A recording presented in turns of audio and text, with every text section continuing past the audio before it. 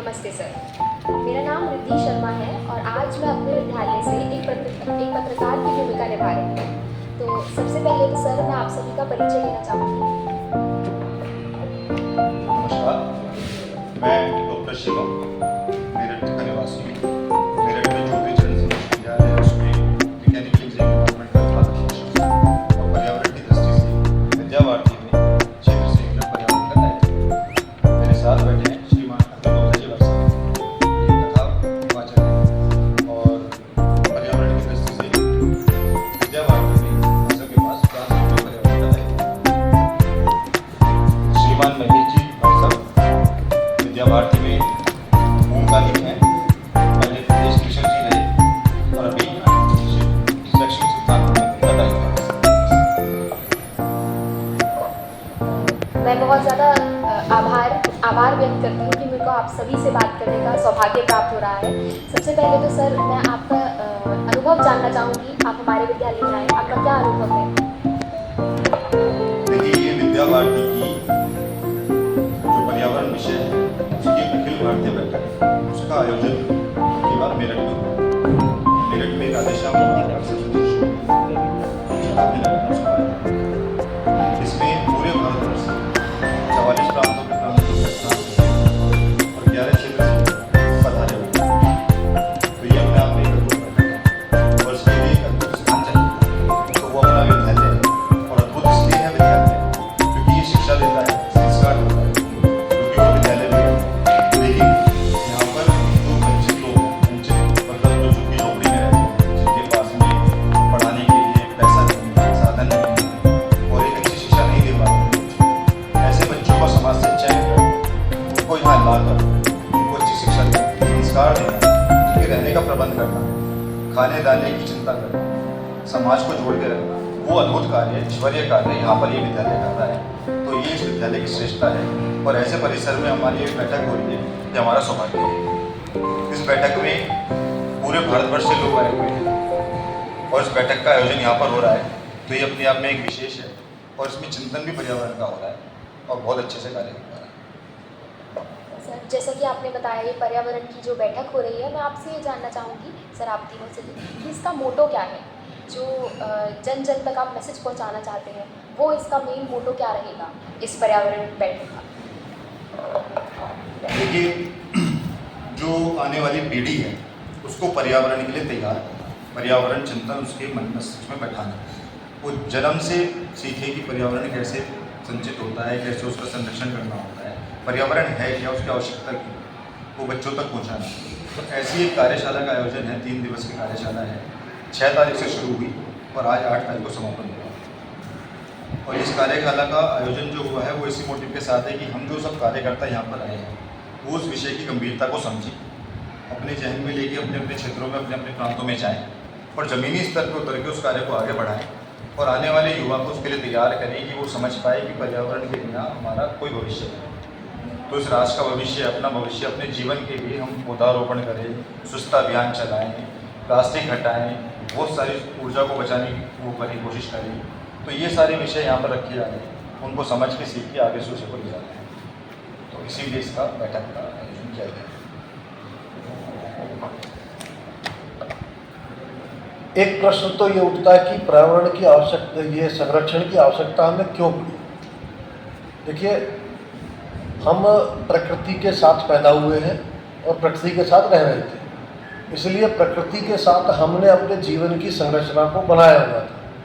लेकिन विकास की दौड़ में, विकास के कार्यक्रम के कारण से विकास को इतनी तेज़ी से हुआ है कि जितनी तेज़ी से विकास हुआ है उतनी तेज़ी से विनाश हुआ है और हमने अपने जीवन शैली को प्रकृति के साथ वाली जीवन शैली से हटा दिया। इसलिए समाज को पुनः उसी जीवन शैली पर वापस लेकर के आना ही पर्यावरण जागरण है। हम चाहते हैं कि हम जिस पर्यावरण के साथ हम रहते थे, हम प्लास्टिक का प्रयोग नहीं करते थे, बाद में प्लास्टिक का प्रयोग आया, हम कागज़ का प्रयोग करते थे तो कागज़ का अधिकतम उपयोग करना चाहते थे, वेस्ट पर पेपर पर भी लिख करके काम चलाते थे। तो बहुत छोटी छोटी चीज़ों पर भी हम ध्यान देते थे, लेकिन हमने धीरे धीरे अपने विकास की दृष्टि से हमने सब चीज़ों को छोड़ दिया। मकान आज हमारे पक्के हो गए हैं लेकिन हम वचन के कच्चे हुए। और कभी हमारे मकान कच्चे होते थे लेकिन हम वचन के पक्के होते थे, जो हम ठानते थे उसको करते थे। लेकिन हम यही बात लोगों को दिखाना चाहते हैं कि हमारे मकान भी पक्के हैं और हम वचन के भी पक्के हैं, और जो हमने तय किया है वो हम करके दिखाएंगे। इसलिए इस पूरी पर्यावरण की बैठक का जो सब अंतिम निचोड़ है वो ये है कि सबने एक संकल्प लिया है कि लगभग शताब्दियों के बाद ये जो कुंभ आ रहा है ये एक अलग अपने प्रकार का एक अलग संयोग है।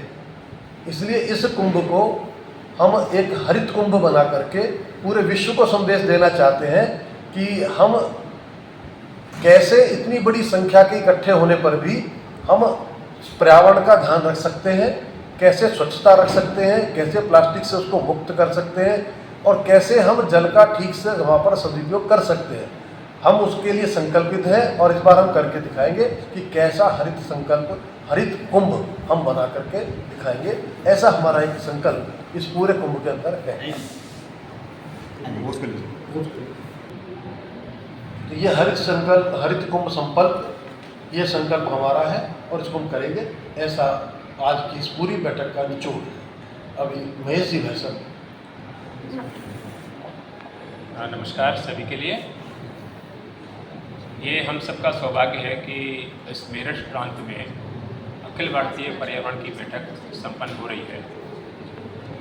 अपने विद्यालयों में भैया बहनों के माध्यम से छोटे छोटे कामों के द्वारा हम पर्यावरण के संरक्षण की सोच विकसित करेंगे और अपने विद्यालय स्तर पर इस कार्यक्रम को ले जाएंगे। यद्यपि विभिन्न प्रतियोगिताओं के माध्यम से, विभिन्न गतिविधियों के माध्यम से विद्यालय में ये पर्यावरण संरक्षण का कार्य निरंतर चल रहा है। इको ब्रिक को लेकर बहुत काम कई विद्यालयों में हुआ है और कई विद्यालयों में प्लास्टिक मुक्ति के अभियान लिए गए हैं। प्लास्टिक को बंद किया गया है। हमारे जो भैया बहन लंच बॉक्स लेकर आते हैं। तो सर सबसे पहले तो मैं आपका परिचय लेना चाहूँगी। मेरा नाम प्रदीप गुप्ता है। मैं विद्या भारती मेरठ प्रांत का संगठन मंत्री हूँ। सर आप जैसे यहाँ पे पर्यावरण की बैठक हो रही है, तो सर सबसे पहले तो मैं आपका अनुभव जानना चाहूँगी कि आपका क्या अनुभव रहा इस बैठक में। पर्यावरण की बैठकों से पर्यावरण के बारे में समाज के अंदर चेतना और जागरण आ रहा है। इस समय विश्व की दो सबसे बड़ी समस्या हैं, एक है ग्लोबल वार्मिंग, एक है ग्लोबल टेररिज्म। तो टेररिज्म का विषय तो अलग है। ग्लोबल वार्मिंग के कारण उदाहरण के रूप में प्रस्तुत किया जाएगा। जहाँ भी जाएंगे इस बात को हम जाकर के चर्चा करेंगे। जब वहाँ गए थे हमारी बैठक हुई थी, बैठक के अंदर बहुत एक अच्छे तरीके से घर परिवार के प्रकार से व्यवस्था होती है, संपूर्ण व्यवस्था है, उससे भी बढ़कर व्यवस्था है। धन्यवाद। आज की बैठक में ये जो बैठक है, इस बैठक में आपने कोई लक्ष्य लिया है क्या कि हमको कुछ करना है इसमें? लक्ष्य के नाते आपके कोई तय नहीं? बिल्कुल। अब हम देखते हैं कि पर्यावरण की दृष्टि से है ना, हम अपने जीवन में 100% हमारे अंदर है पर्यावरण उतरे, जिससे हम और भी लोगों को इस प्रकार का संदेश दे करके जो बात जो पुण्य होगी उसको पवित्र कैसे रख सकते हैं। तो जिस प्रकार से प्लास्टिक है, पेड़ों को लगाना है, पानी को बचाना है, इन सभी सूत्रों को लेकर के हम इस मुहिम को आगे समाज की तरफ जाएंगे और समाज का जन जागरण करके और इस प्रकार के काम में महात्मा को सर्व स्थान पर पदस्थ करने में अपना पूर्ण प्रयास योगदान देंगे, ऐसी हम आशा लेकर के चलते। धन्यवाद सर। सर आप अपना। मेरा नाम जगदीश शर्मा जायद और मैं भारतीय शिक्षा समिति मेरठ संभाग का संभाग निरीक्षक हूँ और इस बैठक का सर्व व्यवस्था जी।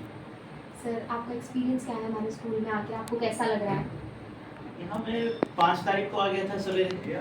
बैठक की तैयारी होनी थी, तो चूंकि अखिल भारतीय स्तर की बैठक है, पर्यावरण विषय की बैठक है, तो उसमें बहुत सजगता के साथ में सारी व्यवस्थाओं को पूर्ण करना था।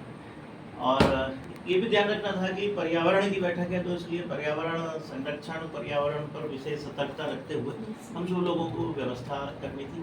प्लास्टिक कहीं उपयोग नहीं होनी है और ये हमने पूरा ध्यान रखा। सर आपका संदेश क्या है? मेरा संदेश ये है कि हम जिस स्तर पर भी हैं, हम जहाँ हैं, जिस स्तर पर हैं, हम लोगों को पर्यावरण का ध्यान अवश्य रखना चाहिए, क्योंकि पर्यावरण है, पर्यावरण सुरक्षित है तो हम सुरक्षित हैं। जिस प्रकार से बालक जन्म लेता है जब, तो उसका सबसे पहला काम होता है सांस।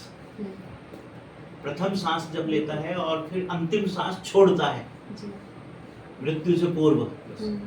तो प्रथम सांस से, मनुष्य के प्रथम सांस से लेकर के और अंतिम सांस से लेकर के उसके बीच का जो कालखंड है वो जीवन कहलाता है। और जीवन को सुरक्षित रखने के लिए पर्यावरण को सुरक्षित रखना आवश्यक है, ये हम सबका कर्तव्य है। सर, हम बच्चे क्या कर सकते हैं अपने स्तर पर पर्यावरण को संरक्षित करने के लिए? सभी लोग अपने अपने स्तर पर कर सकते हैं। बालक भी जैसे अपनी कक्षा है तो कक्ष में छोटे छोटे पौधे लगा सकते हैं, और ऐसे कुछ पौधे जो अंदर भी हो सकते हैं। यस सर, कुछ होते हैं। हम जब कक्षा में सामूहिक रूप से बैठते हैं तो सब लोग कार्बन डाइऑक्साइड सांस के रूप में छोड़ते हैं, यस। और यदि उसमें पौधे होंगे तो वो चूंकि ऑक्सीजन की पूर्ति हमारी कर लेंगे। इसी प्रकार से हम जब जहाँ रहते हैं, पैकेट बंद बहुत सारी चीज़ें होती हैं, उनको न खाएं। कुछ ऐसी चीज़ें होती हैं जो पाउच में आने लगी हैं, पाउच को हम काटते हैं तो कोने से काटते हैं। वो जो छोटी सी कोने की कतरन है, आपने वो पाउच तो डस्टबिन में डाला या कहीं सुरक्षित रखा, या आपने उसमें भर दिया बोतल में, और वो जो कतरन पड़ी है वह पर्यावरण को नुकसान पहुंचाएगी। और दूसरी बात, जो प्लास्टिक है, प्लास्टिक रूपी भूत जो घर में विभिन्न प्रकार से आता है जी, उसको तुरंत बोतल में बंद कर दीजिए। इको ब्रिक भी बनेगी जी। और प्लास्टिक सिंगल यूज प्लास्टिक अलग होता है। Sir, thank you so much, आपने हमें अपना कीमती वक्त दिया और हमसे बात करके हमें ये सौभाग्य दिलवाया कि हम इतने बड़े अधिकारी से बात करें। धन्यवाद। इसका सजेशन क्या है, जो हमारा एनवायरनमेंट है स्कूल का, उस बेसिस पे एक तो सर आपको लगा कैसा हमारे स्कूल का एनवायरनमेंट, यहाँ सराउंडिंग, या फिर आप कुछ सजेशन देना चाहेंगे जो भी आपको कुछ कमी नज़र आई या कुछ भी एक मैं हेल्दी चूंकि क्रिटिसिज्म? मेरे विद्यालय, मेरे संभाग का ये विद्यालय है तो कई बार आना होता है। इस विद्यालय में प्रवेश द्वार में प्रवेश करते ही एक आध्यात्मिक अनुभूति होती है, चूंकि बाईं ओर मंदिर है, जी। मंदिर में अष्ट धातु का शिवलिंग है, और फिर सकारात्मक ऊर्जा वहाँ से इस पूरे परिसर में प्रवाहित होती रहती है। और जो पर्यावरण को दृष्टिगत रखते हुए यहाँ बागवानी, पुष्पीय पौधे, औषधीय पौधे, उन सब की व्यवस्था की गई, बहुत अच्छा है। आप सब बालक, आप सब भैया बहन, आपका स्टाफ, आपके प्रधानाचार्य, आपके सब कर्मचारीगण बहुत सुंदर प्रयास करते हुए इस परिसर को सुंदर बनाए हुए हैं। आप सबको बहुत बहुत धन्यवाद, बहुत बहुत साधुवाद, बहुत बहुत शुभकामनाएं। धन्यवाद सर। धन्यवाद। सेवा समिति के अध्यक्ष भी स्पोर्ट्स के कारोबारी हैं। जनरली दिल्ली जाना यहाँ आना लगा रहता है, लेकिन एक निवेदन पे पूरा समय देके यहाँ तक आए, तो इन सब लोगों का हृदय से इतना आभार है कि हम जैसे छोटे कार्यकर्ता जो समाज में कार्य करने के लिए हैं, उनके छोटे से निवेदन पे इतने बड़े लोग जो समाज को इतना देते हैं, इतना करते हैं, वो आ जाते हैं, इतनी सहजता से आते हैं, इतने सहजता से कार्य करते हैं। और हम जैसी बातों को जो हम लोग कह देते हैं, छोटी छोटी बातें भी, उसके लिए भी वो इतने दिल से काम कर देते हैं कि उसका एक बड़ा स्वरूप समझ में आता है। इसीलिए जो ये बैठक हुई है, इतनी विशाल, इतनी अच्छी बैठक यहाँ पर हुई है, और उसका कारण भी यही है कि सब लोगों की समर्पित जो भाव से उन्होंने किया है। और जैसा मैंने आपसे शुरू में भी कहा था कि जब भी कोई बड़ा आयोजन होता है तो वो बिना त्रुटियों के और कमियों के नहीं हो सकता, लेकिन आपका विज़न कि आप देख किस रूप में रहे हैं उसे। तो अगर आपने त्रुटि निकालना देख लिया तो त्रुटि ही त्रुटि दिखाई देगी, लेकिन उसका सीधा सा इम्पैक्ट ये समझ लीजिए कि आपका आयोजन बड़ा नहीं हो सकता। बड़ा तब होगा जब आप उसमें अच्छाइयाँ देखना शुरू करें। और इस आयोजन को मैं अपनी तरफ से, मतलब हालांकि इसका रिव्यू दूसरे देंगे, लेकिन मैं अपना रिव्यू बताऊं, इस विद्यालय की जितनी तैयारियां हैं उसको देखते हुए ये मेरे लिए एक सफल और बहुत अच्छा आयोजन है, क्योंकि इसमें मुझे कोई कमी नहीं दिखाई देती। जो छोटी मोटी हमसे गलतियां होंगी उसके लिए हम सबसे माफ़ी मांग लेंगे। बाकी हम सब करने वाले कार्यकर्ता हैं। आप सबका हृदय से आभार, बहुत बहुत धन्यवाद। सर, बहुत बहुत धन्यवाद। आपका सर ये बड़प्पन है कि आपको आप कोई भी त्रुटि हमारे व्यवस्था में नहीं निकाल रहे हैं। और सर, हमें बहुत खुशी हुई आप यहाँ पे आए, सभी अधिकारी हमारे यहाँ आए, हमारे यहाँ इतनी बड़ी बैठक करी, और इससे हमें भी, बच्चों को भी बहुत सीख मिली है सर कि पर्यावरण को हमें कैसे संरक्षित रखना है। तो धन्यवाद सर आपका बहुत बहुत।